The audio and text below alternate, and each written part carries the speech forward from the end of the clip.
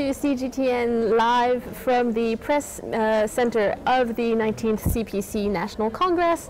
I'm Simsim and this is Marco. Hi, hello. And we just attended a group briefing, group interview on culture here in the press center, and we're going to tell you a little bit about it. So Marco, what were the highlights of this group interview for you? Yeah, I mean, I think me and Simsim just watched the entire, a group interview of a few delegates. I think there are 6 of them.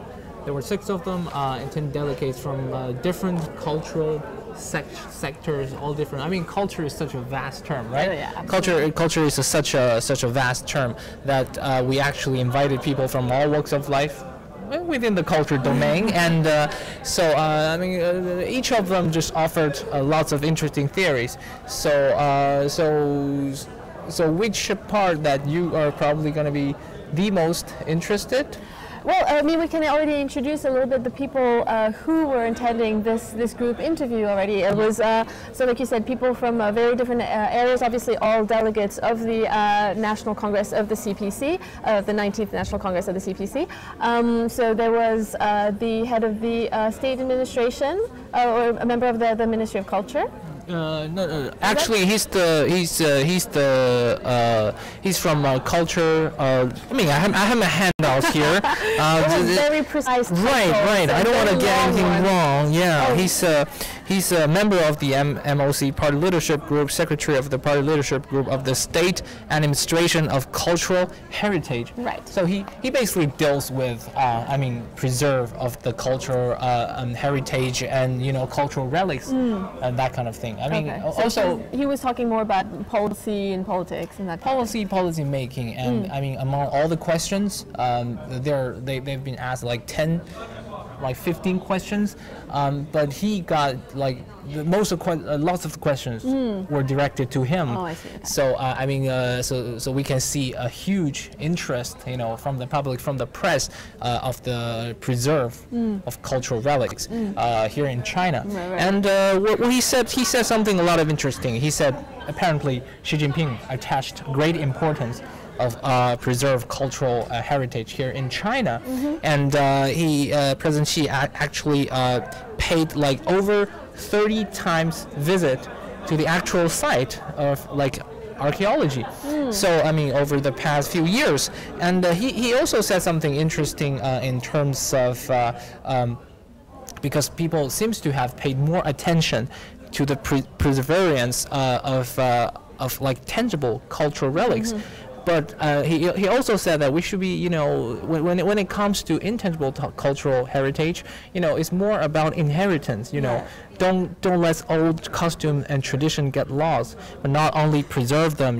Set up like a park or something, a museum or something. So it's more about like people, people, how to pass on these old traditions, this heritage to the next generation. And that's a concern, I think, that is everywhere around the world, that the younger generation is maybe less interested in old customs and old paper making or making, puppets or that kind of thing, and they move to the city and they want fancier IT high-tech jobs, so I think it's happening everywhere, and it's very interesting that he highlighted that as I mean, one of the key themes of all the discussion panels are actually about because Xi Jinping himself referred many times in the past that China's to enhance the cultural confidence.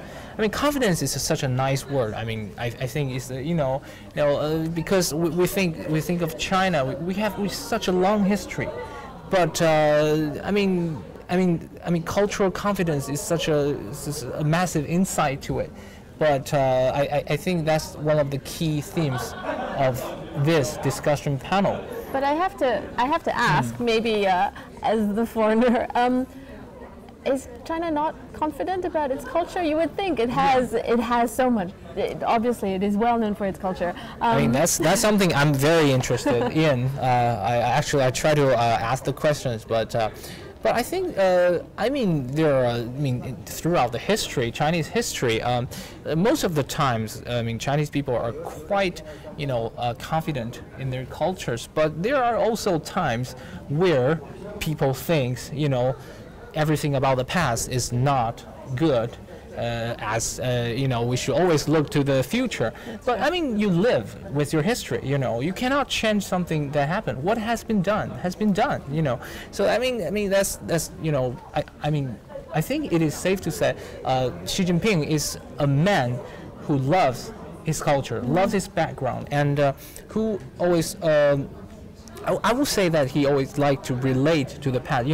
The China's rejuvenation, revival, it has something, to do with the past. I mean, when it comes to culture, when it comes to preserve of cultural relics, I think there's something, we should, enhance our confidence in. That's something very reasonable to be mentioned here. Yeah. And you keep hearing about temples being renovated or sort of really preserved, like you said, and a lot of artifacts being and exhibits and obviously culture, like you said. In the past in China, there were times when it was less of a focus for the government, but now it's definitely, we've seen that in the last decades, I guess, in the last few years, especially. There's a big rejuvenation of cultural rejuvenation and a big emphasis on keeping Chinese culture, and which goes back thousands of years. Right. Fascinating. And well, just a little pause here because we just saw our TV reporters Wang Hui. She just finished her work here. I mean, this is not a live broadcast interview, so that's why we're here to give you some highlights of the discussion. But she actually raised a question. Hi, Wang Hui. Yeah. I would like to invite her over for a question. I know she's really busy. I mean, for those of you who doesn't know Wang Hui, she's been there 2 days in a row, right? Yes. Okay. Actually, more than that. More than that. Okay. Even before the opening ceremony of the CPC National Congress. Yeah. A lot of preparations on the way as well. So it would be nice if you can sit down and because you just raised the question to one of the delegates there. Yeah. So can we talk a little bit about that? Sure. Okay. Sure. Have a second? Okay. Well, I know. Wang Hui, she's got a lot of work to do. As I'm trying to go back to the station to work on my stories. There's a TV program. There's a TV piece. We have to catch up the deadline. So a lot of pressure on my shoulder. Okay, so we won't. I'm happy to be here with you guys. Right. Of course. Okay. Yeah. So since this is not live broadcasted, so we'll try to give up and there's no translation throughout the whole. There's translation of the question, but not the answer. So we'd like to share a little bit of what was being covered there, because apparently you just asked something to the cultural heritage. Yeah. Well, actually, usually I cover my beat. It's about Chinese Ministry of Commerce. So I more care about the business side and the foreign investment. And I think it's very important to foreigners and the foreign investors, as they want to know what are the opportunities here in the Chinese market, especially in the cultural marketplace as well. So that's why I raised this question to the head of the State Administration of Cultural Heritage. As I looked up his bio, actually he has been working for the Ministry of Culture for many years, and he was kind of involved in a lot of cultural market affairs, and he also represented China to take part in the WTO negotiations. So I think he's very experienced and he knows a lot about the cultural market in China. So that's why I asked him about this question. And the question is, from the recent new law in the Chinese film industry, there was a new law called the China Film Industry Promotion Law. So this law it's the first time to allow foreign investors to get into the Chinese market with certain conditions. So I think that's kind of a signal to see if China is more open to foreign investment into the Chinese film industry. As you know, there's a huge potential here. Absolutely. The recent film Wolf Warrior 2, the box office was 5.6 billion yuan. That was, a big surprise to everybody, and so I think there are a lot of opportunities, potential here. And also there was another document released from the State Council saying that they want to encourage foreign investment in the performance performances. So that's another big thing. So that's why I asked him about this question. But I think he was, quite smart, I would say, and to some degrees a little bit cautious. But I think he was right. He said, as now his main duty is to work as the head of the state administration of cultural heritage. So that's his focus. And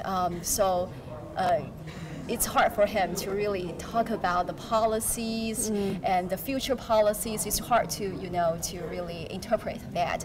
But I think he made some very good points. He said, although it's really hard to see immediate impacts and the results from cultural exchange, but it actually really helped people from different backgrounds to come together. It really can, help foster better relations and to reduce misunderstandings. So that's why we need to strengthen culture, people-to-people exchanges and the cultural exchanges. I think that's right. And he also said that he's not sure about other sectors, but he said all the sectors under the Ministry of Culture is wide open to foreign investment, and also he said it shows that shows the Chinese government's attitudes towards foreign investment. China is open to the world and welcome foreign investment to enter into the Chinese market. Yeah.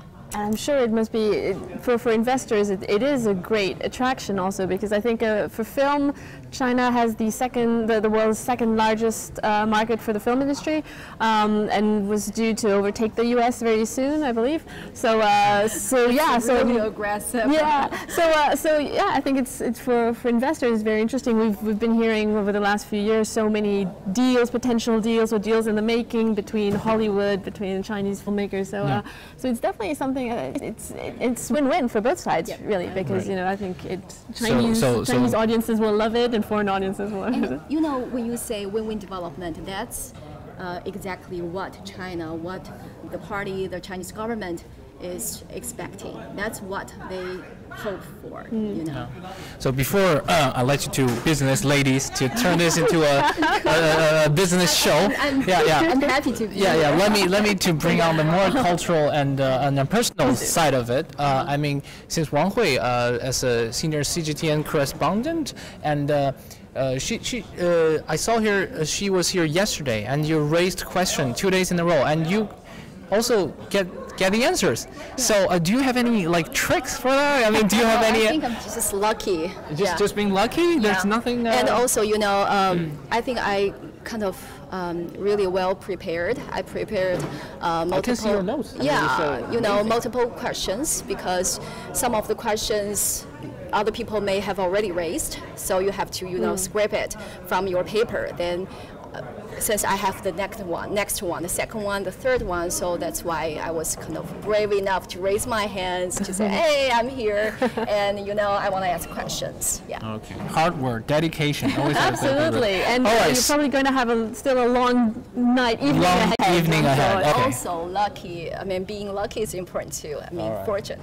Luck is important too. Okay. But experience also, knowing where to sit sometimes. Oh yeah. So they see you. The position is good. Okay. All right. So we'll have to let her to do the rest of the editing. There's a lot of stay tuned to CGTN on TV as well. Yes. So you will probably see her work very soon. You will see more details about this group interview. Yeah. Okay. All right. Perfect. Okay. Thank you for your time. Thank you for your time. All right. Cheers. Okay. Cheers. Thank you.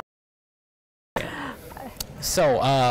Back to the digital section now. All right, okay. So take a seat again. All right, okay. It's comfortable. Yeah. I mean, right. I mean, you talk about the business side of things, and so there are lots of when it comes to the culture, because she raised a question about the movie industry, but that's part of the culture realm.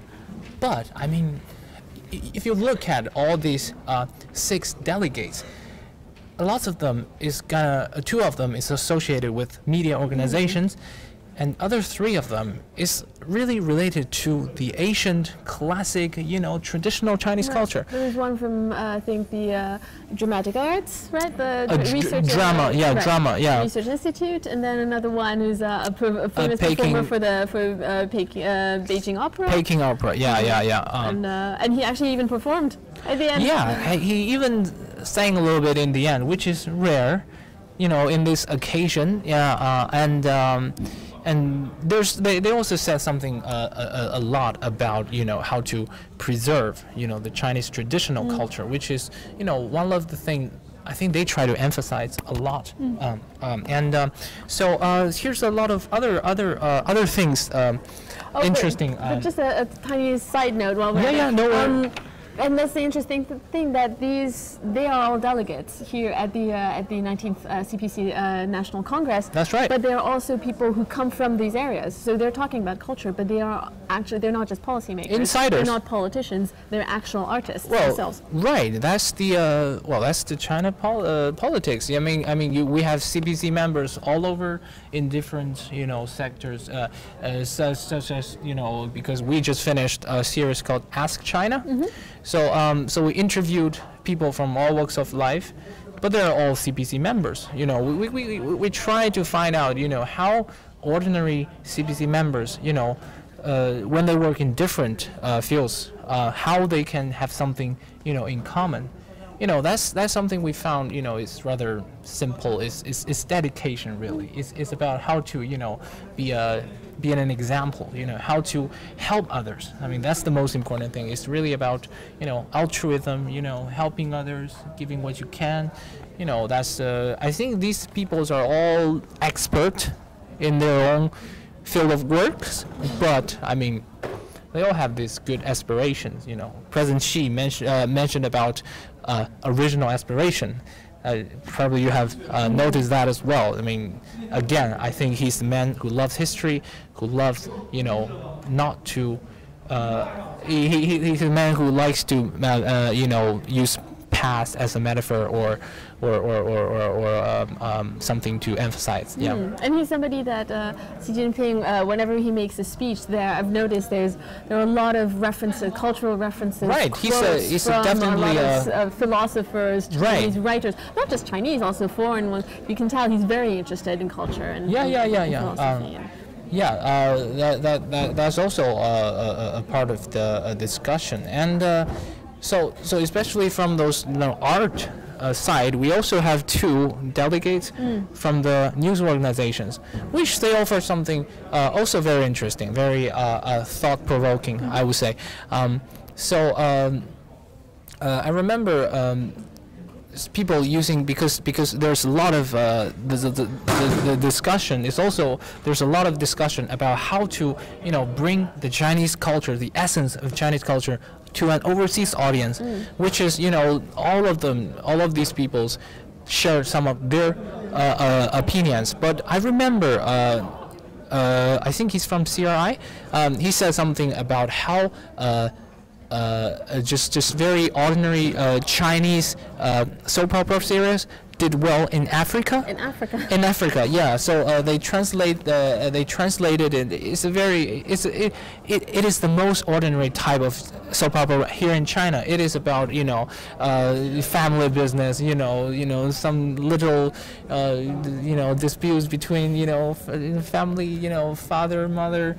Family relations, you have that kind of thing all over the world, right?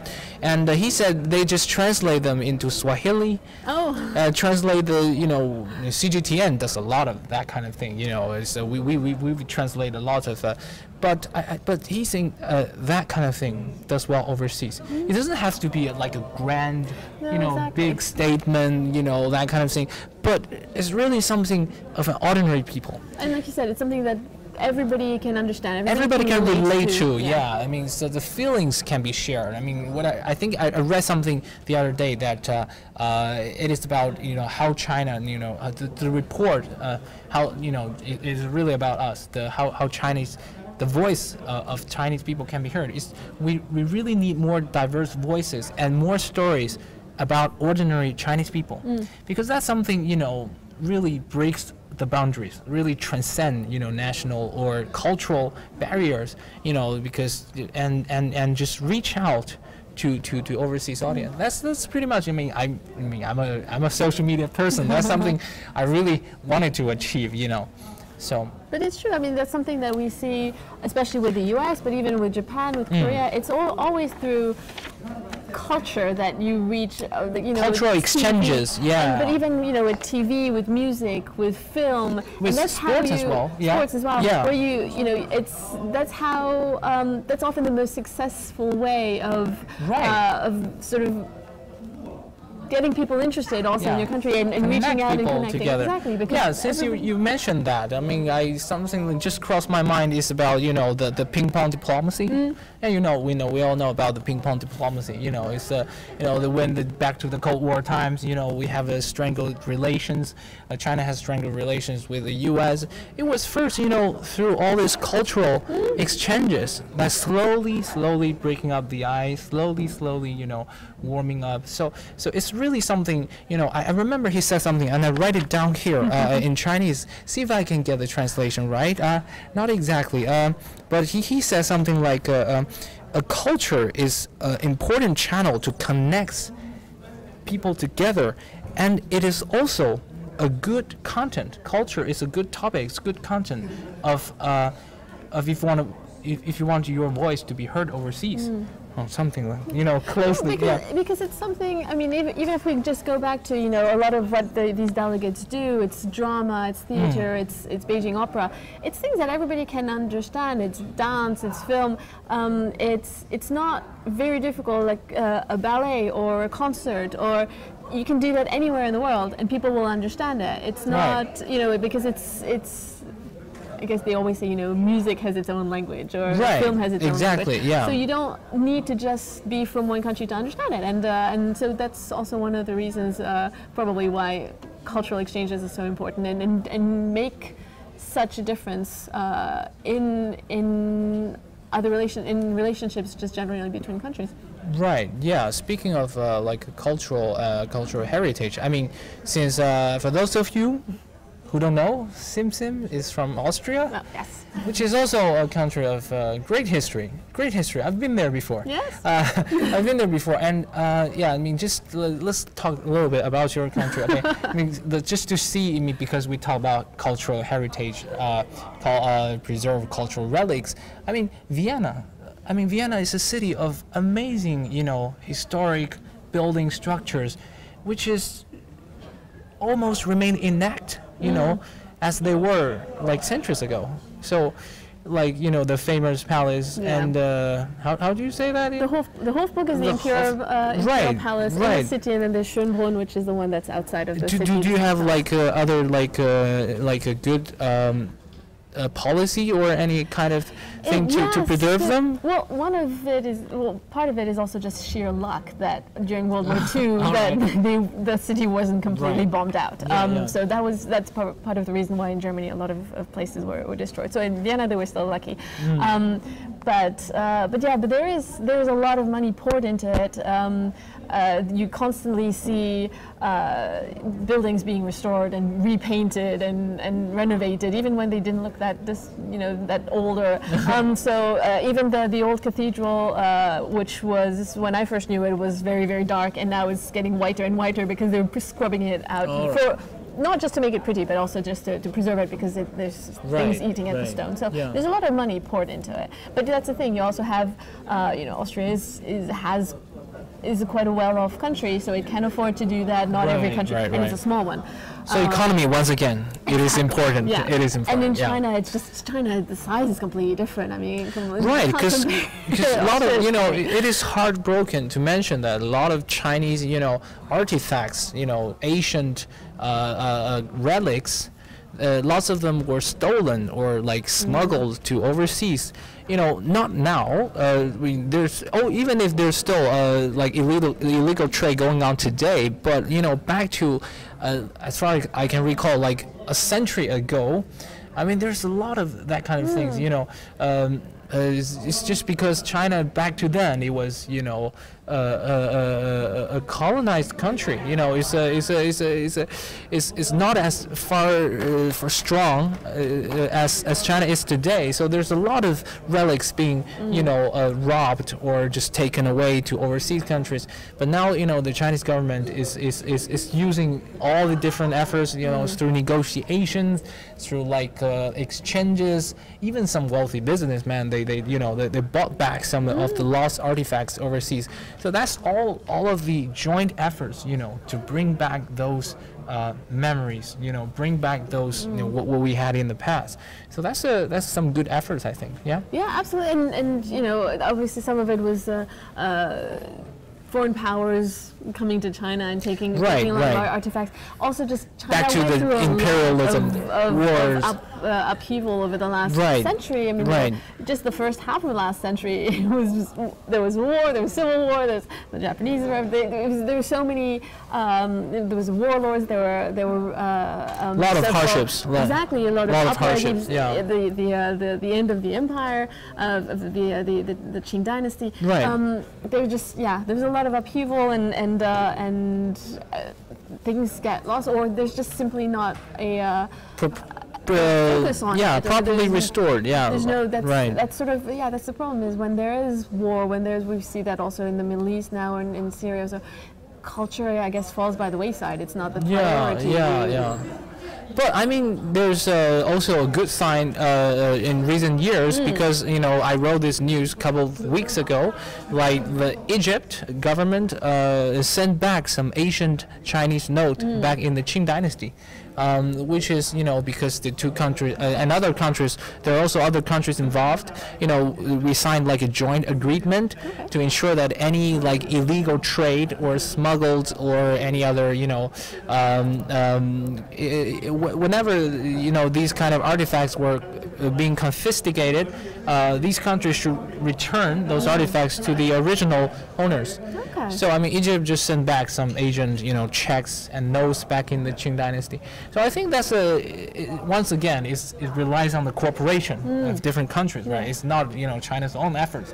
It's a joint efforts of different countries. And the fact that China now is a prosperous country as well and can spend more time and effort and money also on culture. There's just the going back to what this one delegate was saying, the Chinese sitcoms that you can export abroad and film, as our colleague Wang Hui was saying earlier. So there's a lot of aspects of Chinese culture that can contribute to soft power, which is something that China always likes to. But I think the most important thing, if you really want to get the essence of Chinese culture here, just like Simpson, come here, visit China to see what it's really like. I think there's always a difference between what you see, Absolutely. And you experience yourself, or you hear it from the others.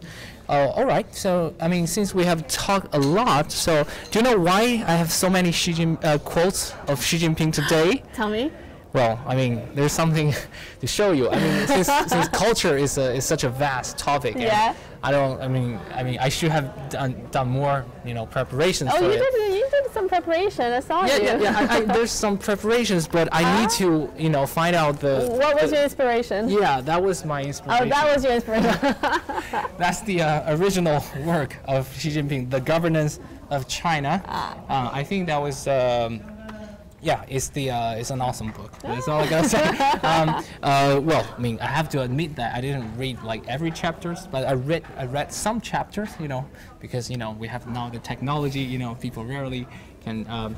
But I think there are some very nice, good quotes by Xi Jinping when he mentioned about the culture, and so I would like to share some of that just to wrap things up, because that's the. And while you look for the page, one of the delegates actually was the person who translated Xi Jinping's Governance of China into Turkish. So it's a very influential book. Yeah, it's very relevant to our discussion. very, very relevant as well. So I think what he said, because I only went through the few chapters. This book is about everything, anti-corruption effort, about the poverty alleviation, lots of different topics. And but I think one of my best quote here, allow me to read it out, is to revive the nation, we must be confident in our path, in our theory, and in our system, as well as our culture. Artists should learn to draw essence and power from Chinese culture to create classical works to inspire people. Yeah, traditional classic Chinese culture. And that's the original words by Xi Jinping. And another one is the, that's my personal favorite, because that one is about cultural confidence. We must foster this sort of confidence. And the other one is during the long process of history, by relying on our own diligence, courage, and wisdom, Chinese people have opened up a good and beautiful home where all ethnic groups live in harmony and fostered an excellent culture that never fades.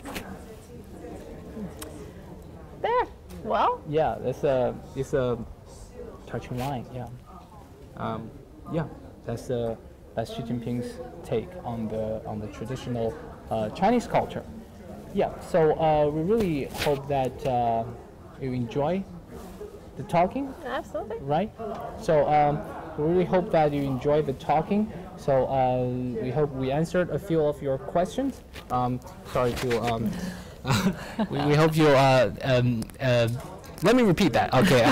So we hope you like the discussion about the Chinese culture and the Chinese government's the future plan of how to develop the cultural confidence here in China, which is like the key words of this group interview. Yes, and we're probably going to hear a lot more about cultural confidence in the next few months and years ahead. Right. Yeah. Okay. So this is Marco and Sim. Yeah. So stay tuned for other coverage of the 19th CPC National Congress of CPC. So we hope you enjoy.